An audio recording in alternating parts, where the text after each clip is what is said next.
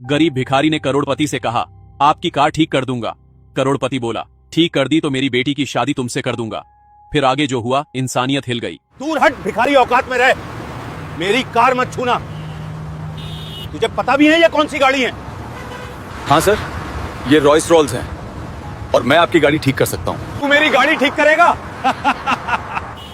साले बड़े बड़े मैकेनिक इसे ठीक नहीं कर सके, तू करेगा। भरोसा करो साहब, मैं ठीक कर दूंगा। ठीक है, अगर तूने मेरी गाड़ी ठीक कर दी तो मैं अपनी बेटी की शादी तुझसे कर दूंगा, और अगर तुझसे गाड़ी ठीक नहीं हुई तो पूरी जिंदगी मेरी गुलामी करेगा। ठीक है, मुझे मंजूर है। मुंबई के मशहूर बिजनेसमैन और सिविल इंजीनियर राजेश मल्होत्रा अपनी luxury international car Mercedes Benz S class में बैठे एक जरूरी मीटिंग के लिए जा रहे थे। यह मीटिंग 50 करोड़ रुपए की डील की थी और देर हो जाने पर पूरा सौदा खत्म हो सकता था। साथ में उनके 2 बॉडीगार्ड भी थे। सब कुछ ठीक चल रहा था, लेकिन अचानक हाईवे के बीच में थक थक थक गाड़ी की आवाज बदल गई। फिर धुआं उठने लगा। राजेश ने घबरा कर कहा, क्या हुआ? गाड़ी रोको। ड्राइवर ने गाड़ी साइड में रोकी। राजेश बाहर उतरे, बोनट खोला, अंदर से धुआं निकल रहा था। राजेश खुद मैकेनिकल नॉलेज रखते थे। उन्होंने सिविल इंजीनियरिंग की थी और गाड़ियों की अच्छी समझ थी। उन्होंने इंजन चेक किया, वायरिंग देखी, लेकिन कुछ समझ नहीं। ये क्या हो गया? मुझे तो कुछ समझ नहीं आ रहा। कोई ठीक नहीं कर पाया। राजेश ने बॉडीगार्ड को कहा, तुरंत किसी मैकेनिक को बुलाओ, जल्दी। बॉडीगार्ड ने पास के गैरेज में फोन किया। पहला मैकेनिक आया, गाड़ी देखी और हाथ खड़े कर दिए। ये तो इंटरनेशनल कार है, इसके पार्ट्स यहाँ नहीं मिलते, हम ठीक नहीं कर सकते। दूसरा मैकेनिक आया, साहब इसे कंपनी सर्विस सेंटर में ले जाना होगा, वो भी शहर से 40 किलोमीटर दूर है। साहब इसमें कोई इलेक्ट्रॉनिक फॉल्ट है, हमारे पास टूल्स नहीं है। राजेश का माथा ठनका। वक्त निकला जा रहा था, मीटिंग का समय करीब आ रहा था। उन्होंने गुस्से में कहा, कोई तो है जो इस गाड़ी को ठीक कर सके, लेकिन कोई तैयार नहीं था। सबकी हंसी तभी सड़क के किनारे से एक गरीब मैला कुचैला आदमी आया। फटे कपड़े, तेल से सने हाथ, चेहरे पर झुर्रियां। लोग उसे भिखारी समझते थे क्योंकि वो अक्सर सड़क पर ही रहता था। नाम था रमेश। रमेश ने धीरे से कहा, साहब मैं यह गाड़ी ठीक कर सकता हूँ। यह सुनते ही राजेश और उनके बॉडीगार्ड जोर जोर से हंसने लगे। आसपास खड़े लोग भी हंसने लगे। एक बॉडीगार्ड ने व्यंग्य से कहा, अरे भाई, बड़े बड़े मैकेनिक हार मान गए और तू कहां से आ गया? तू भिखारी है, गाड़ी क्या ठीक करेगा? दूसरे बॉडीगार्ड ने जोड़ा, साहब इसे छूने भी मत दो, कहीं इसने गाड़ी छू ली और खराब हो गई तो पूरा नुकसान हो जाएगा। राजेश ने भी घमंड से कहा, देखो भाई, ये मर्सिडीज है, कोई साइकिल नहीं। इसे ठीक करने के लिए एक्सपर्ट्स चाहिए, तुम जाओ यहाँ से। लेकिन रमेश ने हार नहीं मानी। उसने फिर कहा, मैं जानता हूँ ये इंटरनेशनल गाड़ी है, लेकिन मुझे इसे ठीक करना आता है, बस एक मौका दीजिए। राजेश को अब गुस्सा आ गया, लेकिन वक्त निकला जा रहा था और कोई और विकल्प नहीं था। राजेश ने ओवर कॉन्फिडेंस में तंज कसते हुए कहा, ठीक है, अगर तुमने ये गाड़ी ठीक कर दी तो मैं अपनी जवान बेटी की शादी तुमसे कर दूंगा। ये सुनकर सब फिर से जोर जोर से हंसने लगे। भीड़ में से किसी ने मजाक में कहा, वाह साहब, अब तो मजा आएगा, अमीर की बेटी और गरीब भिखारी की शादी। राजेश को यकीन था कि रमेश गाड़ी ठीक नहीं कर पाएगा, इसीलिए उन्होंने यह बात बेझिझक कह दी। रमेश ने शांति से कहा, ठीक है साहब, मैं गाड़ी ठीक कर देता हूँ। उसने अपना पुराना टूल बॉक्स खोला और काम शुरू कर दिया। रमेश ने बोनट पूरी तरह खोली, फिर एक एक करके इंजन के पार्ट्स चेक करने लगा। Spark plug, fuel injector, cooling system, wiring. आसपास खड़े लोग हंस रहे थे, लेकिन रमेश पूरी तरह फोकस था। करीब 20 मिनट बाद रमेश ने एक छोटा सा पार्ट निकाला, इंजन का एक सेंसर। साहब यही पार्ट खराब है, ये बहुत रेयर पार्ट है, सिर्फ इंटरनेशनल में मिलता है। राजेश ने कहा, तो अब क्या करोगे? पार्ट तो नहीं है ना? रमेश मुस्कुराया, साहब जुगाड़ आता है मुझे, मैं अभी आता हूं। वह भागकर पास के एक कबाड़ खाने में गया। वहां से एक पुरानी टूटी गाड़ी से एक मिलता जुलता पार्ट निकाला, उसे थोड़ा एडजस्ट किया और वापस आया।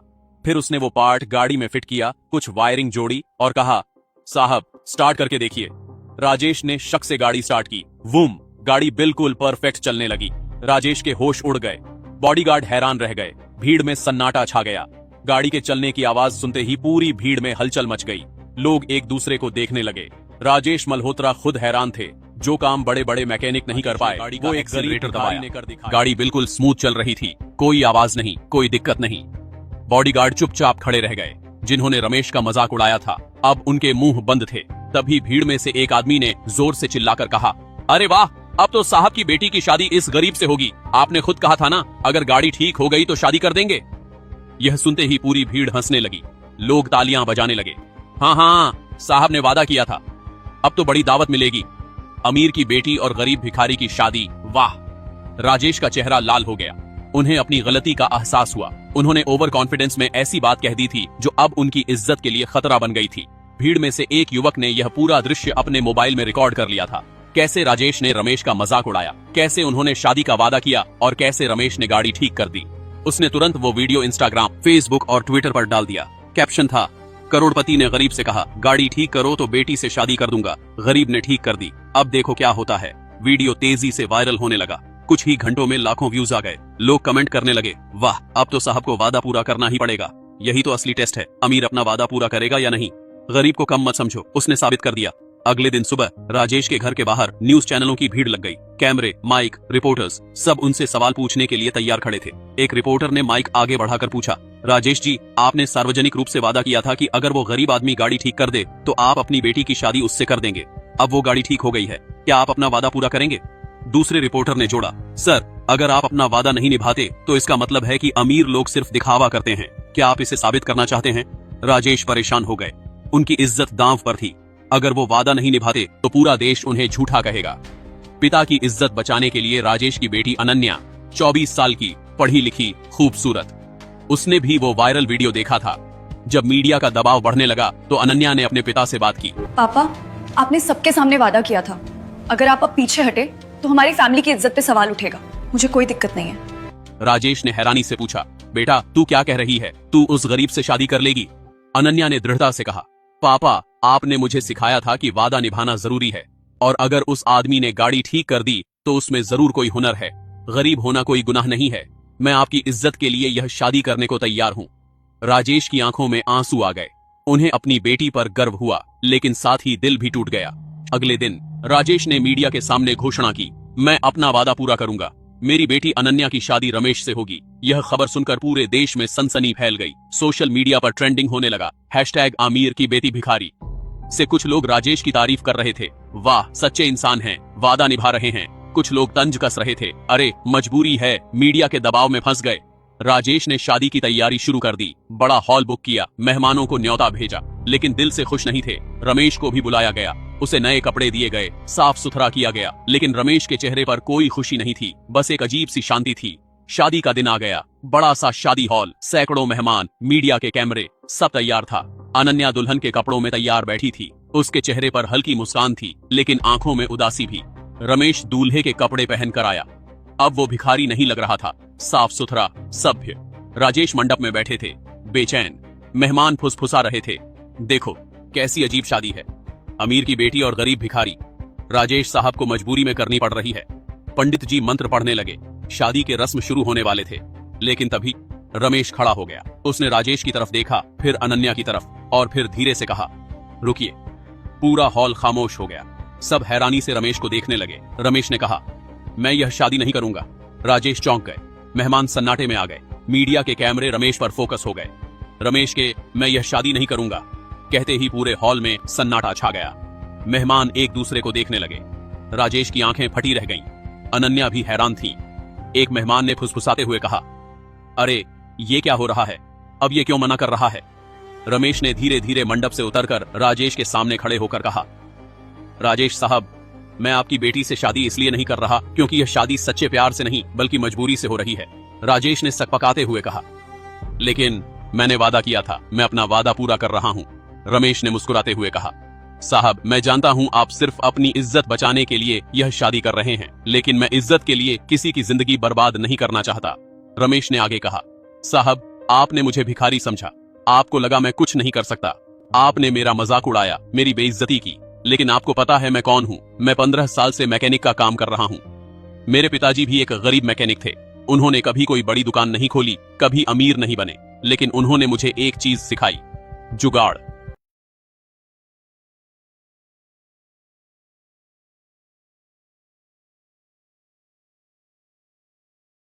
जब कोई पार्ट नहीं मिलता तो जुगाड़ करके काम निकालना।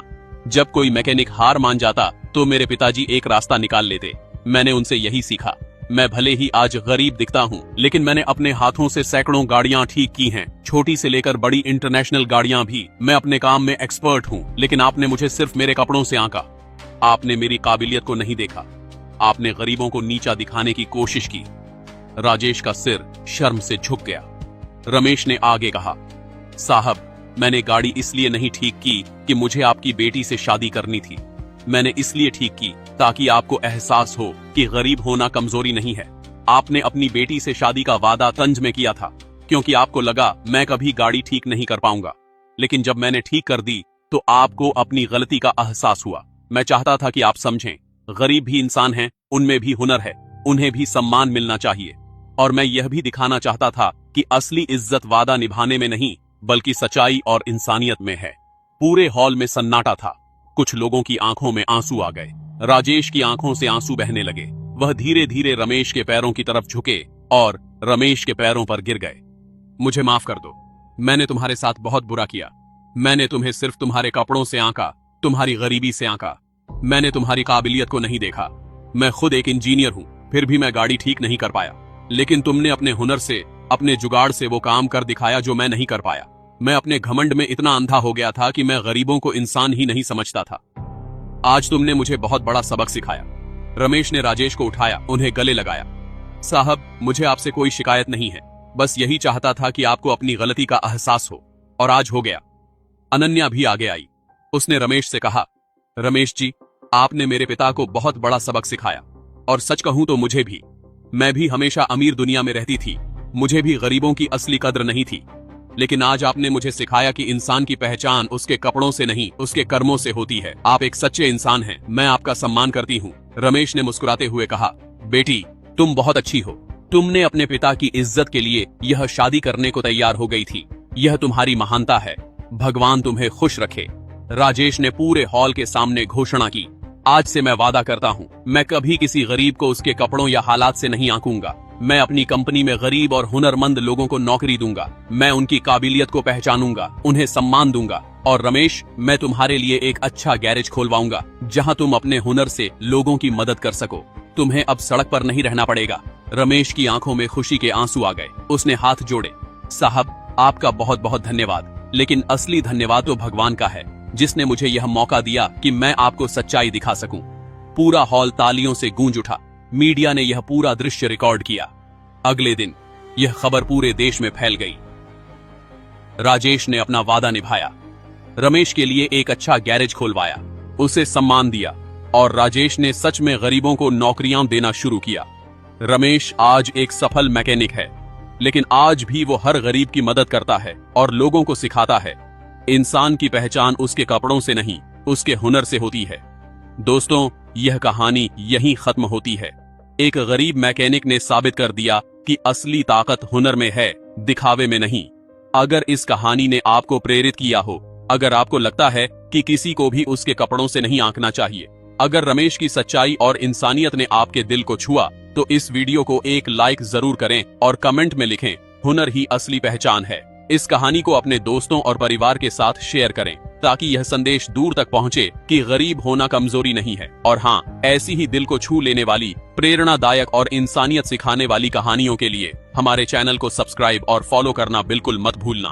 अगली कहानी में फिर मिलेंगे, एक नया सबक, एक नई प्रेरणा और एक नया जीवन का पाठ लेकर। तब तक के लिए मेहनत करते रहिए, हुनर बढ़ाते रहिए, इंसानियत बनाए रखिए। जय